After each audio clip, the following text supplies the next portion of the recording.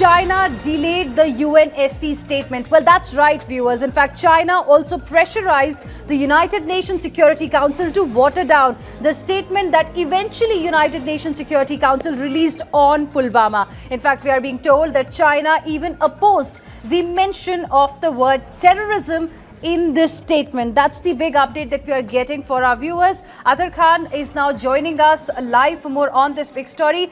Azhar, this is significant and something that India definitely needs to consider from here on.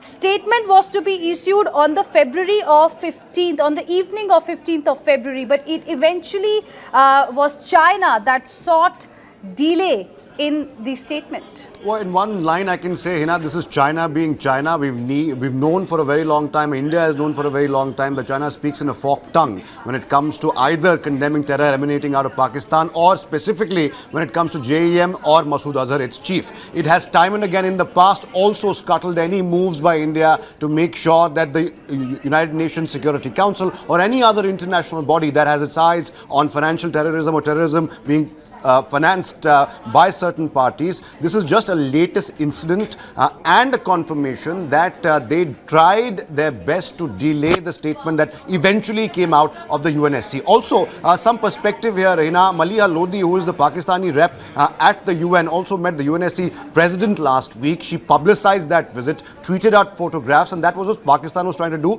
indirectly with China's help. Now, I will read out to you verbatim what China has said and reacted after what the UNSC has said and made that particular statement condemning terror by JeM and others. It says, and I'm quoting a Chinese official now, yesterday the reference to an individual group in the UNSC press statement is just a general statement, not a judgment. This is the extent of China's brazenness here. It goes on to say, we also noted that the Pakistani government has expressed its willingness to cooperate with India to investigate this incident and resolve the differences between the two countries, etc., etc. All parties concerned should conduct an objective and impartial investigation into the incident and find out the truth. We have also expressed our hope that both India and Pakistan can exercise restraint and conduct dialogue to jointly safeguard regional peace and stability. Two things I want to point out here, Hina. Times Now was the first channel to point out immediately to the viewers in the aftermath of the Pulwama attack that the Chinese were perhaps one of the last countries across the world to come out openly condemn the Pulwama suicide terror attack. That's number one.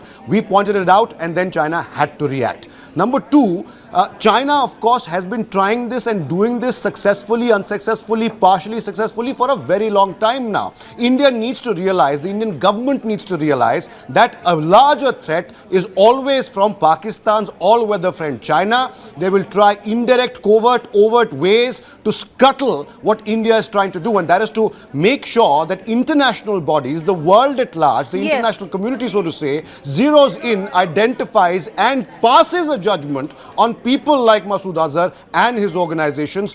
China now trying to downplay the fact that the UNSC has given out a statement, labeling it a general statement, not a judgment. That, of course, is what China is doing.